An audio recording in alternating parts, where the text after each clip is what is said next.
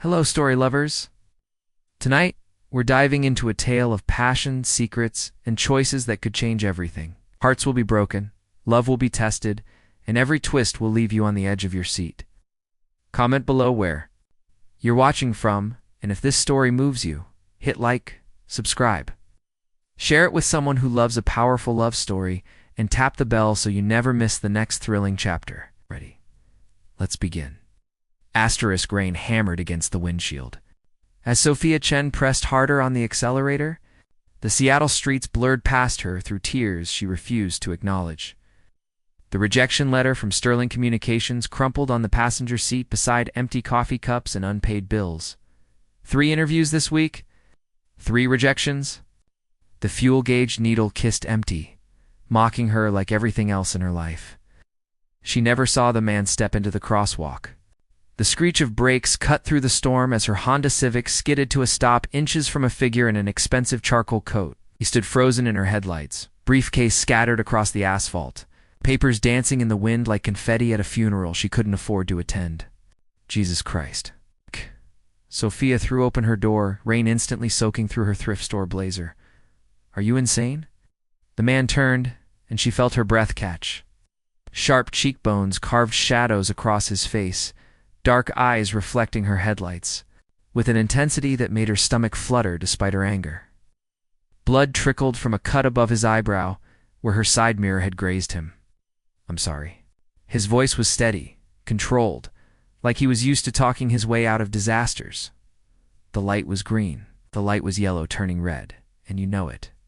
Sophia's hand shook as she approached him, her anger warring with concern at the blood on his forehead. You're bleeding. Touched his brow, fingers coming away crimson. For a moment, something vulnerable flickered across his features before the mask slipped back into place. It's nothing. Nothing. She gestured at the papers, still swirling around them. You nearly became street pizza because you were too important to wait for the next light. A ghost of a smile crossed his lips. Street pizza. That's a new one. Rain drummed against the pavement between them, each drop catching the streetlight like tiny explosions. Sophia found herself studying his face, the way he held himself with practiced authority, even while bleeding in the middle of First Avenue. Let me drive you to the hospital, she said finally. That's not necessary. It wasn't a request. She was already gathering his scattered papers, most of them too waterlogged to read. I almost killed you. The least I can do is make sure you don't die of infection. He watched her collecting his documents, with an expression she couldn't decipher. When their fingers brushed, as she handed him the soggy stack, electricity shot. Up her arm. Jonathan Pierce, he said quietly. Sophia Chen. She wiped rain from her eyes. And before you ask, yes, I realize I'm probably going to jail for assaulting a pedestrian. Only if I press charges. Something in his tone made her look up sharply. He was studying her with those dark eyes, like he was solving a puzzle. She didn't know she'd presented? Are you going to? Instead of answering, he walked to her passenger door and opened it. The hospital is on Madison Street. I'll direct you. As they drove through the storm in tense silence, Sophia couldn't shake the feeling that this collision had been more than an accident. The way he looked at her, like he recognized something in her desperation that matched his own. When they pulled into the emergency room parking lot, Jonathan finally spoke. What were you running from? The question hit her like a physical blow. She gripped the steering wheel tighter, watching rain stream down the windshield. What makes you think? I was running from something? People don't drive like that unless they're trying to outrun their demons. His words hung in the air between them, heavy with understanding. When she turned to meet his gaze, she saw her own pain reflected back at her. Maybe I was running toward something instead, she whispered. Jonathan reached for the door handle, then stopped. Sophia Chen, he said, like he was testing how her name felt in his mouth. I have a feeling we're going to see each other again very soon. The key disappeared into the hospital before she could ask what he meant, leaving her alone with the rain, and the unsettling certainty that her life had just taken a turn she never saw coming. The coffee shop on Pine. Streets smelled like burnt espresso and broken dreams. Sophia hunched over her laptop, The rejection email from Morrison and Associates glowing like a neon sign advertising her failures. 3 days since the accident, and she couldn't get Jonathan Pierce's face out of her head. The way he'd looked at her like he could see straight through to her bones. "Excuse me, is this seat taken?" She looked up, and her heart stuttered. Jonathan stood beside her table, looking nothing like the rain-soaked stranger from the intersection. His charcoal suit was perfectly tailored, his dark hair styled with military precision. A thin bandage covered the cut above his eyebrow, the only evidence of their collision. "What are you doing here?" The words came out sharper than she intended. "I sit." He gestured to the empty chair across from her. "It's a free country." She closed her laptop. Suddenly self-conscious about her wrinkled shirt and yesterday's makeup, Jonathan settled into the chair with fluid grace, studying her with those penetrating dark eyes. Up close, she could see the exhaustion etched in the lines around them, the careful control that held his shoulders rigid. "I did some research on you, Sophia Chen," he said without preamble. Ice flooded her veins. "Research. Marketing degree from University of Washington. Top 10% of your class. 3 years struggling to find work that matches your talent?" He leaned forward, his voice dropping lower. "Your mother's medical bills are destroying your credit. You're 2 months behind on rent." Humiliation burned hot in her chest. "You had no right, you're right. I didn't." His interruption was quiet but firm. "But I needed to know who I was dealing with." "Dealing with?" She started to stand, but something in his expression kept her frozen. "I have a proposition for you." The words hung between them like a loaded gun. Outside, Seattle's eternal rain painted streaks down the window, blurring the world beyond into watercolor smears of gray and green. "I'm listening," she said against her better judgment. Jonathan's fingers drummed once against the table before he caught himself, forcing stillness back into his hands. "I need a wife." Sophia blinked. "I'm sorry, what? Not a real wife? A woman? To play the role at public events? Business dinners, charity galas." His voice remained steady, but she caught the tension coiled beneath the surface. "My company is expanding into family-oriented markets. The board thinks a bachelor CEO sends the wrong message, so hire an escort. I need someone with intelligence. Someone who can hold conversations about marketing strategies and social impact initiatives." His eyes never left hers. "Someone real." "Real," she laughed, but there was no humor in it, right? "How much?" The number he quoted made her coffee cup rattle against the saucer as her hand trembled. "That's more than I'd make in 2 years at most. Marketing jobs, the position would be demanding. 6 months minimum. You'd need to learn my history, my preferences, convince people we're genuinely in love." Something flickered across his features. "Are you capable of that level of deception?" The question felt like a test. Sophia studied his face, searching for some hint of what lay beneath that perfectly controlled surface. "Why me? There have to be hundreds of women who jump at this opportunity. Because you nearly killed me 3 days ago, and your first instinct was to help." He paused. "Because when I asked what you were running from, you told me you might be running toward something instead." Her throat felt tight. "And what if I say no? Then you go back to your studio apartment and your rejection letters, and I find someone else." He reached into his jacket, pulling out a business card. "But I don't think you're going to say no." The confidence in his voice should have irritated her. Instead, it sent heat spiraling through her chest. She took the card, their fingers brushing. For the second time since they'd met, same electricity shot up her arm. "I'd need details. Ground rules. A contract, of course." Jonathan stood, straightening his already perfect tie. "Dinner tomorrow night, 7 o'clock. I'll send a car." "I didn't say yes." He paused at her table's edge, looking down at her with an expression that was part predator, part wounded animal. "Hey, you will." As he walked away, Sophia stared down at the business card. Jonathan Pierce, CEO, Pierce Technologies. Below his name, he'd written an address in pen, his handwriting sharp and decisive. Her phone buzzed with a text from her landlord about the overdue rent, then another from the hospital. About her mother's latest bill. The coffee shop suddenly felt suffocating, filled with the dreams of too many people who would never quite reach them. She looked out the rain-streaked window and made her choice. That evening, she stood in front of her bathroom mirror practicing. Smiles that looked genuine, wondering what kind of man was so desperate for a fake wife that he'd offer a stranger enough money to change her life, and wondering why the thought of seeing him again made her pulse race like she was standing at the edge of a cliff, deciding whether to jump. The charity gala sparkled like a constellation brought down to earth. Crystal chandeliers cast rainbows across marble floors, while Seattle's elite glided between tables draped in silk and adorned with orchids that cost more than Sophia's monthly grocery budget. She smoothed her hands down the midnight blue gown Jonathan had sent her, the designer fabric whispering against her skin like secrets she wasn't supposed to know. "Breathe," Jonathan murmured against her ear, his hands settling at the small of her back. "You look like you're about to bolt." "I might be." She forced herself to smile at the approaching couple, her cheeks already aching from 2 hours of pretending. "Mrs. Patterson looks like she eats people like me for breakfast." "Margaret Patterson donated $50,000 to children's literacy last year. She's harmless." His fingers pressed slightly against her spine, a gesture that looked affectionate but felt like an anchor.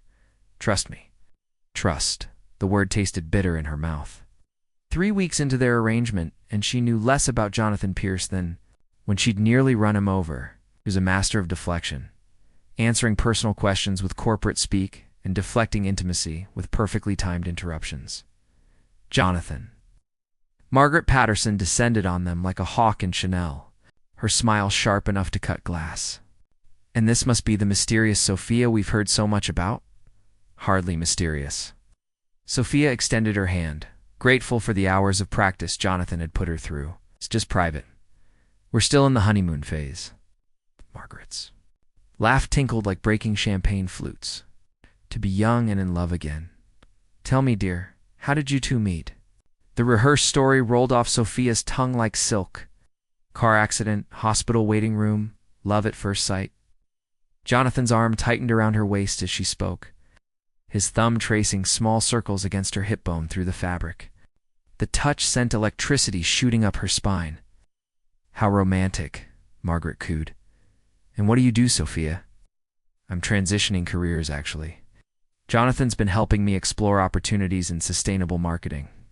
The lie came easier, now wrapped in half-truths that made it almost believable. "Lucky girl. Jonathan's quite the catch." Margaret's eyes glittered with something Sophia couldn't identify. "I'm sure you two will be very happy together." As Margaret glided away, Sophia felt Jonathan's posture shift almost imperceptibly. "Was that about?" she asked quietly. "Nothing. She's just fishing for gossip." But his jaw had tightened, and his eyes tracked Margaret's movement through the crowd with predatory focus. The evening wore on in a blur of introductions and performance art. Sophia played her role flawlessly, laughing at inside jokes they'd manufactured, finishing Jonathan's sentences with practiced ease when he pulled her onto the dance floor for the requisite romantic moment. She molded herself against his chest and tried to ignore how perfectly she fit there. "You're good at this," he murmured, as they swayed to a song about forever promises and lies that sounded like truth. "Good at what?" "Lying. Good at making people believe." His hand splayed across her lower back, pulling her closer until she could feel his heartbeat against her ribs. "Sometimes I almost believe it myself." The confession hung between them like a live wire. Sophia tilted her head back to study his face, searching for cracks in the mask he wore so effortlessly. "What are you running from, Jonathan?" His step faltered for just a moment before he recovered. "What makes you think I'm running from anything?" "Because people don't pay strangers to pretend to love them unless they're trying to outrun their demons." She threw his own words back at him, watching his pupils dilate in the dim light. "Maybe I'm running toward something too," he said, echoing her response from that rainy night. Before she could ask what he meant, a commotion near the entrance drew their attention. A woman in a blood-red gown was arguing with security, her voice rising above the orchestral music. "That's Victoria Blackwood," Jonathan said, his entire body going rigid. "My ex-fiancée." Sophia felt ice crystallize in her veins. "You're what?" "I'll explain later." Right now I need you to, Jonathan. Victoria's voice cut across the ballroom like a blade. She'd broken free from security and was striding toward them with predatory grace. Imagine seeing you here with your new little plaything. The word hit Sophia like a physical blow. She felt Jonathan's grip on her waist tighten protectively. Victoria, I thought you were in Milan. I was, until I heard the most interesting rumor about Seattle's most eligible bachelor suddenly being off the market. Victoria's smile was all teeth and venom, though I must say she's not quite what I expected. Victoria? Don't tell me, darling. Victoria addressed Sophia directly, her green eyes glittering with malice. How much is he paying you? The ballroom seemed to tilt sideways.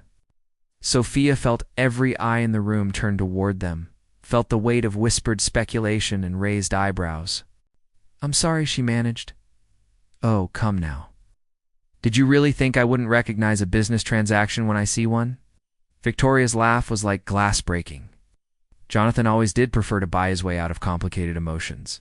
That's enough. Jonathan's voice was low and dangerous, but Victoria pressed on. Tell them about Emily, Jonathan. Tell your pretty little actress about the real reason you can't commit to anyone. The name hit Jonathan like a gunshot. All the color drained from his face, and for a moment, the controlled CEO disappeared entirely, leaving behind something raw and wounded. Who's Emily? Sophia whispered. Victoria's smile widened triumphantly. She didn't even tell you about his daughter, did she? Poor little thing, locked away in that private facility while Daddy plays house with strangers. The words detonated in Sophia's chest like a grenade. She turned to stare at Jonathan, seeing the truth written across his stricken features. You have a daughter? Sophia, he started, but she was already stepping away from him, the fairy tale cracking apart around her feet. You have a daughter, and you never told me? The entire ballroom had fallen silent, watching their private devastation play out. Under crystal chandeliers and judgmental stares, Sophia felt like an animal in a zoo, trapped behind glass while strangers dissected her humiliation. I need to go, she whispered. She turned and ran, her heels clicking against marble as she fled toward the exit.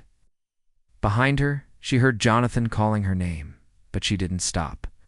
Outside in the cool Seattle air, rain had started to fall. Again, washing the glitter and lies from her skin as she stood on the sidewalk in her $1,000 dress. Finally understanding that some performances cost more than money, they cost pieces of your soul you couldn't get back. Sophia's apartment felt like a tomb. She'd been hiding there for 3 days, surviving on instant ramen and the kind of shame that burrowed under your skin and made a nest. The designer gown hung in her closet like an accusation, tag still attached. Evidence of a life she'd borrowed and had no right to keep. The knock on her door came at midnight. She knew it was Jonathan before she opened it. He stood in her hallway looking destroyed, his usually perfect appearance ravaged by sleepless nights. His shirt was wrinkled, his tie missing, and his dark eyes held a haunted quality that made her chest ache despite her anger. You can't keep avoiding me, he said quietly. Watch me. She started to close the door, but his hand shot out to stop it. Please, 5 minutes. Let me explain. Explain what? That you have a daughter you never mentioned?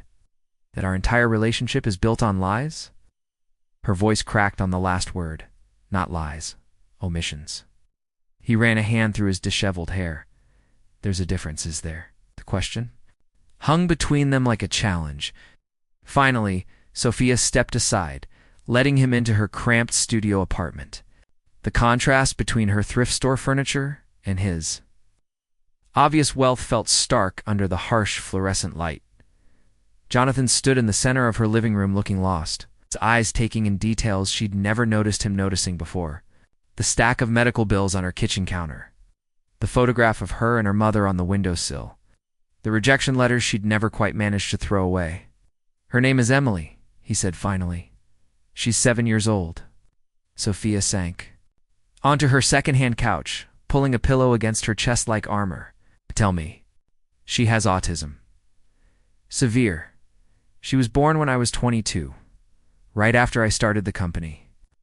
His voice was steady, but she could see the tremor in his hands. Her mother, Caroline, she couldn't handle it.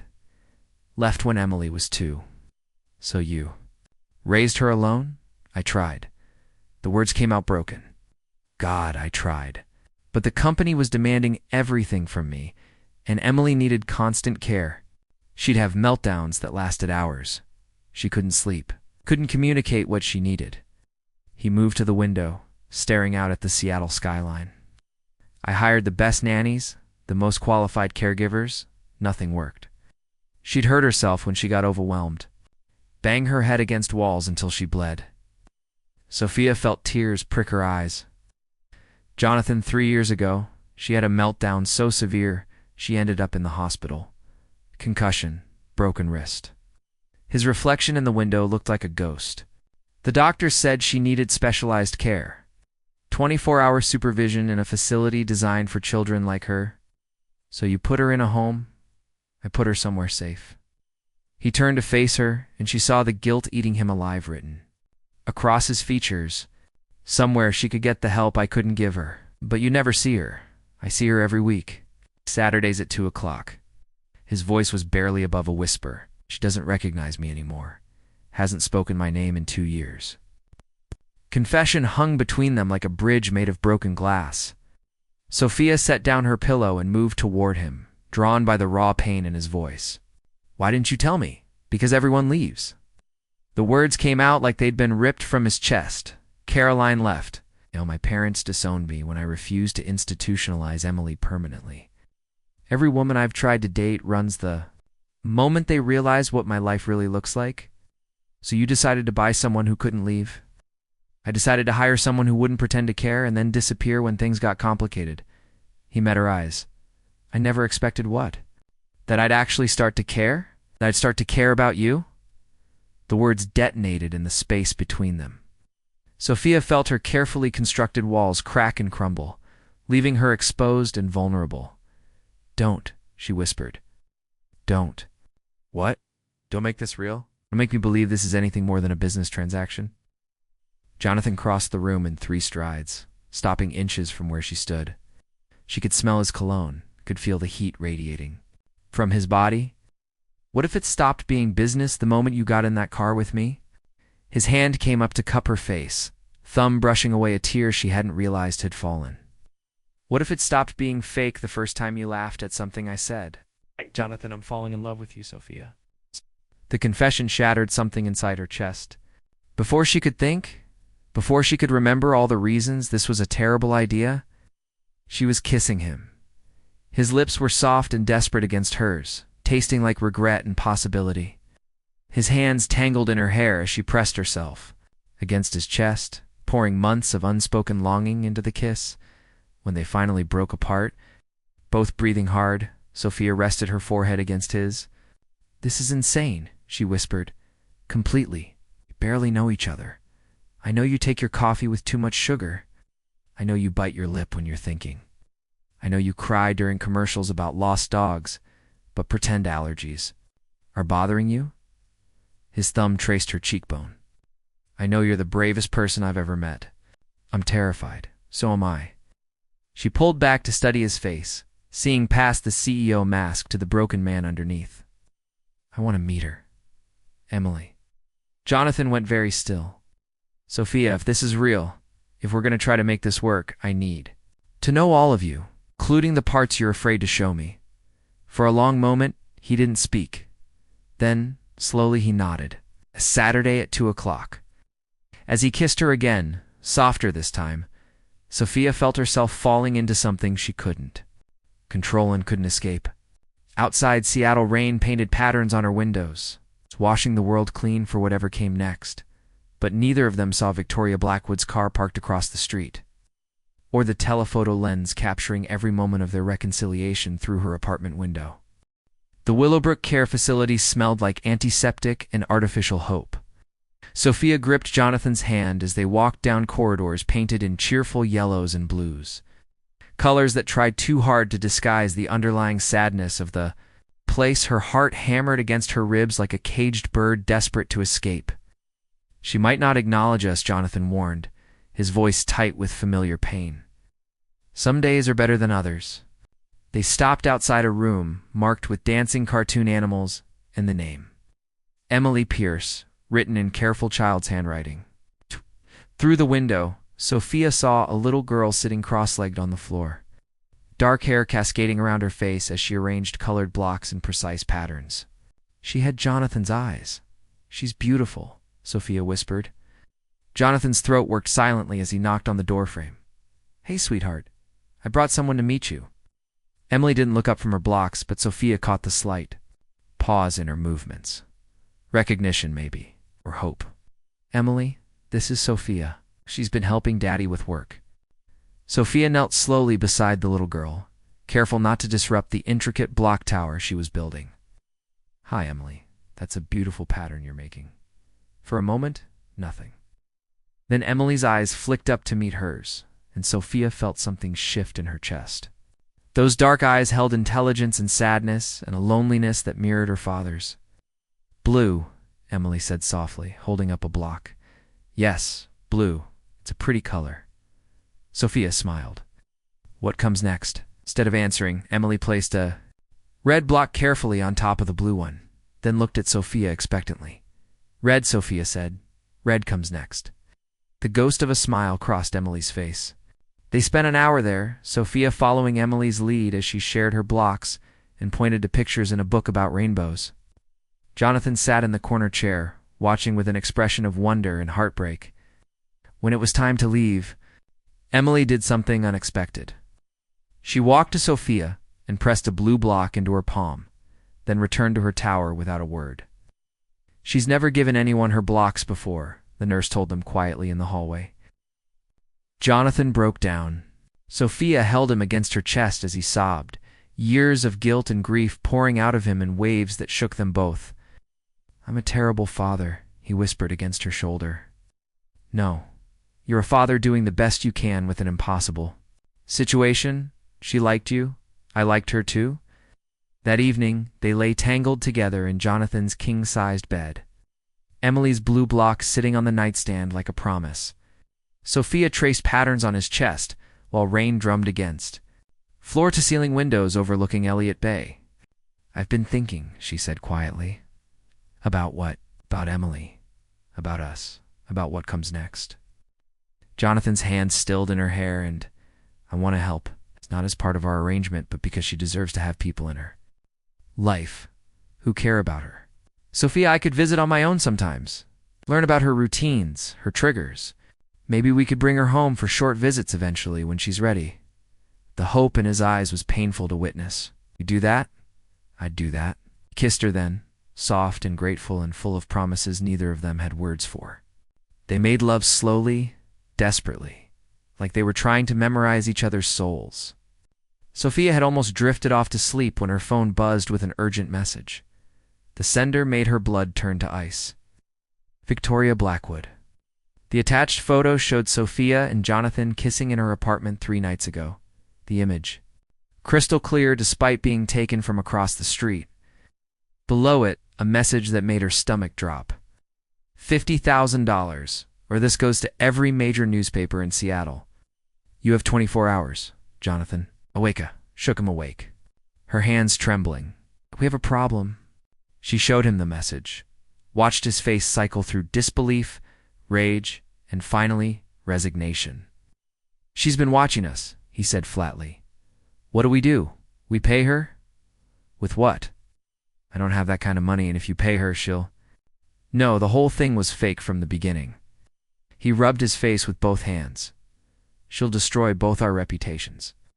The company's stock will tank. Emily's care facility costs $200,000 a year." They sat in the dark, the weight of their impossible situation crushing down on them. "There's another option," Sophia said finally. "What? We make it real?" Jonathan stared at her. "What are you talking about? Marry me for real this time?" The words tumbled out in a rush. "If we're actually married, if this is genuine, then Victoria has nothing. No scandal, no leverage. Sophia, you can't be serious. Why not? We love each other. We both care about Emily. What's stopping us? Because you deserve better than this. You deserve someone who can give you a normal life, not someone whose existence is built on damage control and medical emergencies." And she silenced him with a kiss. "I don't want normal," she whispered against his lips. "I want you." Emily, I want this complicated, messy, impossible life if it means we're building it together. Are you sure? I've never been more sure of anything. The wedding was small and private, held in the gardens of Willowbrook Care Facility with Emily as their only witness. She didn't understand the ceremony, but she clapped when they kissed and gave Sophia another block, this one yellow like sunshine. Victoria's photos never surfaced. Whether she'd lost interest or found a new target, Sophia never knew. She didn't care.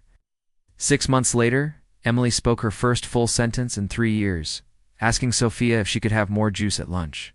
Sophia cried in the facility's bathroom for 20 minutes while Jonathan called every doctor they knew to share the news. It wasn't the life either of them had planned. Emily's care would always be demanding, expensive, heartbreaking.